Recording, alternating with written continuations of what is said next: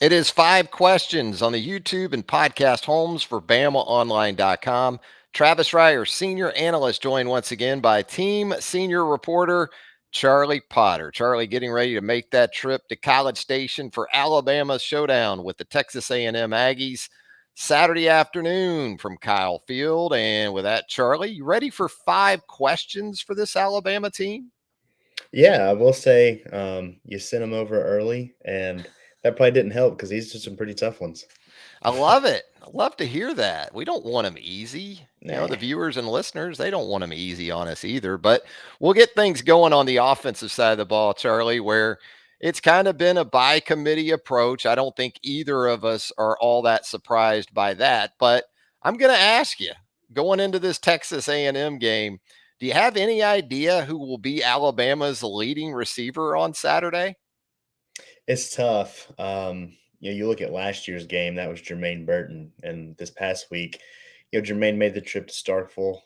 He didn't start the game. We saw Malik Benson, Isaiah Bond, and Kendrick Law run on late even for the start of the game. And Bond only played about 9 snaps, I believe, if Pro Football Focus has it correct. And a lot of the time he was on the sideline without a helmet. And Nick Saban actually was asked about it today on the SEC teleconference and said he was a little bit banged up. And they're trying to get him through the game, get him some spots there, and hopefully he'll be better this week. And if he is, I think that's who I would go with because you look at it, he's Alabama's leading receiver through the first 5 games of the season, and that's only with 8 catches. Alabama's definitely spread the wealth around, but when you look at what Jaylen Milroe has been able to do, while he's been efficient the last couple of weeks, he hasn't had a lot of pass attempts. He had 12 in Starkville, completing 10 of them. So yeah, he's a guy that I think they want to continue to get going in the passing game. I think he did a better job with his intermediate throws this past week. We've seen what he can do with the long ball. If that's still there and they can get those intermediate throws going, I think this passing game can kind of take that next step. And that's actually something Nick Saban talked about on the teleconference too. He was kind of asked about wide receiver usage, and he was talking about wanting to get the ball to some more of their skill guys because they think they have some really good players there. And that's a work in progress. And I think as Jaylen Milroe gets more comfortable, as we also see the offensive line kind of settle in a little bit more, I think that we'll see, more completions. But I do think it'll be continue to be at least kind of a by committee approach. But I think if Jermaine Burton's healthy, it's hard for me not to pick him to be the leading guy. Yeah, it still seems like Burton would be the selection there. And you said it a year ago. He had a nice game against A&M. Ja'Cory Brooks, a guy that really's been non-existent as a target through the first 5 games of the season. Maybe this is a spot where we see Ja'Cory reemerge because he too had a touchdown grab against the Aggies in Tuscaloosa in 2022. But otherwise, it is a bit of a mystery. Maybe it's a tight end, even. Maybe Amari Nyblack, who did some good things against Mississippi State last week. I guess we're talking the difference between maybe receptions in the game and receiving yards, because really, in either instance, that one could go a number of different ways. And we talk about Jaylen Milroe, and that leads us into our next question, Charlie. We seem to say it every week with Jaylen Milroe, but is this start the most important one of his UA career to date? It's hard to say it isn't. It's on the road. He's going back to his home state, Texas. It's going to be in front of a huge crowd against a really good defense, at least a really good defensive front. So it's going to be a challenge for him. And I think this is a game Alabama needs to win. We were pretty much in unison, the team side of things on BOL, with Texas being the most difficult game on Alabama's schedule. Then from there, it kind of branched off. You could see some people say LSU, but Texas A&M was in that discussion. And I think even though this doesn't apply to Jalen, but even though they have a change at quarterback, they're still a pretty good team. But with what they've been able to do up front, and those 5-star players along the defensive line playing like such here of late, it's going to be a challenge for this offensive line and a challenge for Jaylen Milroe. So communication is going to be tough. It's something that he talked about this past week. I even asked him about the snaps with Seth McLaughlin if they're getting extra work in at practice, and he took full ownership of that, which is what you want a leader to do. But communication is something that they're definitely emphasizing, and that's going to be important in College Station. But I do think that with Jaylen, he has shown kind of steady improvement. We've seen whether it's with those intermediate passes we were talking about a little bit ago, he's getting more accurate with that. If he can avoid some of these other mistakes, whether it's holding on to the ball too long and maybe not throwing it away or just tucking it and run, um, he's made strides in terms of his accuracy, taking care of the ball. It's starting to come together for him, but it's going to be a challenge to continue to do that on the road. And if he can play clean and smart football, I think that this team's going to have a real shot to win this one, obviously. But I do think with him going back to Texas, College Station's like what hour and a half from Katy, where he grew up and played high school football.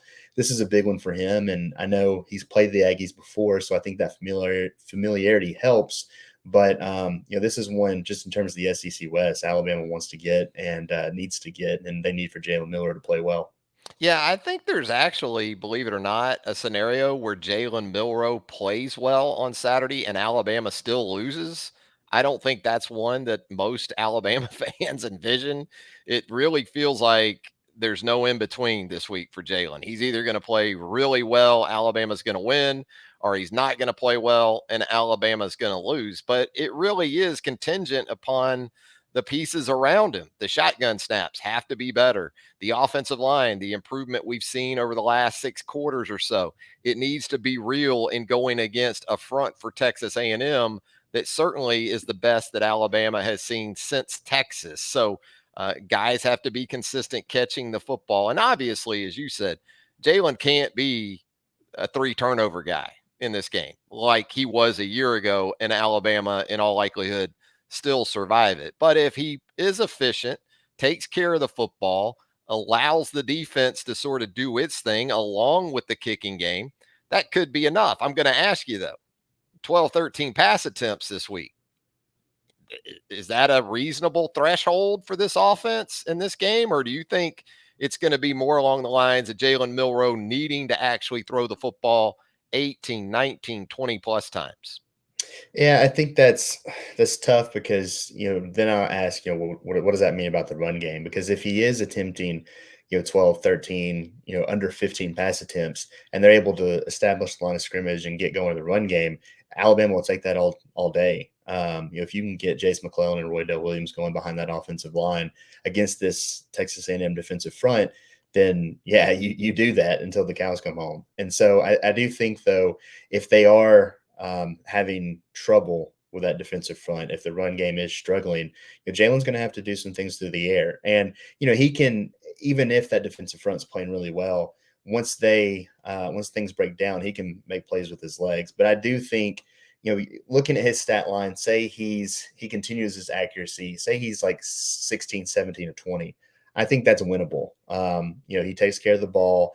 He continues to do well in the intermediate passing game, and he makes some of those deep shots. I think that can be winnable, but I do think it's going to take more than 10 or 12. I think he has to be above 15, for this offense to see some success. Yeah, he threw it 19 times in that start against A&M last season, and Alabama ran for 288. So yards per carry were really good, especially where Jameer Gibbs is concerned. Yeah, But when you factor in sacks, also his dropbacks were in the low 20s. So I think the number is probably realistically for Saturday more along the lines of 23, 24. If he gets beyond, say, 25, 27, then yeah, like what you talked about with the concern about, okay, what does that mean for the run game? I think that's when that certainly comes into play. Or, A&M jumps out to a big lead, or the defense doesn't play up to its standard for Alabama, maybe in the first half or so of this one. So let's talk about that Alabama defense for our next question. In your opinion, Charlie, who are Alabama's most important defenders for this game on Saturday? yeah, it's tough because there a few players come to mind. I don't want to just sit here and list 4 or 5 guys, so I kept it down to two. And we heard from Nick Saban about Deontay Lawson today. He said he's been able to practice, but in terms of how efficient he can be in the game, remains to be seen. So that doesn't sound the best. I would, we'll see if there's any other updates throughout the week, whether it's tomorrow on the radio show, and then obviously we'll be in College Station and can watch warm ups to see if he made the trip and is going through those. But with the idea that he won't play, I think Tresman Marshall is going to be really important. He's a guy that stepped in as the signal caller of the defense with Lawson out in Starkville. Nick Saban was really complimentary of the job that he did. But, so they're going to be key. Those inside backers are going to be key in stopping the run and, helping get pressure on Max Johnson. But the other guy, too, that kind of helps with that, and I think makes both Deontay Lawson and Tresman Marshall's life a little easier is Malachi Moore on the back end. And we've heard from Anias Smith this week. He's definitely been one that has made himself known, but he's a heck of a player. He's given Alabama problems in the past. I have a Q&A with a reporter from Texas A&M coming out tomorrow, and I asked about Evan Stewart because he had a big game against Alabama last year, but Anias Smith wasn't on the field. So it is a situation where I know Terrion Arnold responded to Anias Smith's comments, but Terrion was also kind of smart in saying that Anias will be a lot of times playing in the slot. And so if Malachi makes a play, then he'll start chirping at him. I thought that was funny. But to that point, Malachi has to do a good job against Anias Smith. He also has to do a good job of getting the defense, or at least the back end, lined up. He's done a great job of that through the first 5 games. He's been really, really good. And I think if that same Malachi Moore shows up in this game, it's going to bode well for Alabama because you can take away one of Texas A&M's biggest weapons. So for me, it's just kind of the signal callers, that defense. They have to do a good job on the road and against an offense that, while they do have a new quarterback, they've still been able to trudge along because of the guys that they have at the skill positions. Two really good picks because those are guys, those are positions that Jimbo Fisher and Bobby Petrino offenses like to get after too, Yep, whether it's the backs in the run game or throwing it to the backs. Tight ends too. They'll try to get isolated on those inside linebackers, and then everything you said about Anias Smith in the slot, and it still could be Terrion Arnold in the dime that maybe gets some of Anias Smith. Although I think we sure. both anticipate this being largely a nickel and maybe even some base defense with Jimbo. Those guys will put two tight ends out there from time to time. But I'm going to kind of go with you in terms of inside linebacker. I think Jahad Campbell, for most of the reasons that you said about Tresman Marshall playing off the ball and the different things he'll be responsible for there at the inside linebacker position. And then I'm going to go with Dallas Turner because he has been on an absolute heater in the pass rush. And if Alabama has similar success to what it had a year ago against the A&M run game, you'll love to see Dallas Turner matched up, maybe one-on-one with some of these A&M offensive tackles. And for that matter, I think Chris Braswell as well. So Alabama's edge guys, I'll go with Dallas. I think the four guys we touched on, though, certainly going to be big for Alabama defensively in this one. How about this, Charlie? My over under for non offensive touchdowns with these teams on Saturday is 1.5. Which way you going on those knots? You going over the 1.5 non offensive touchdowns? Or are you going to go under?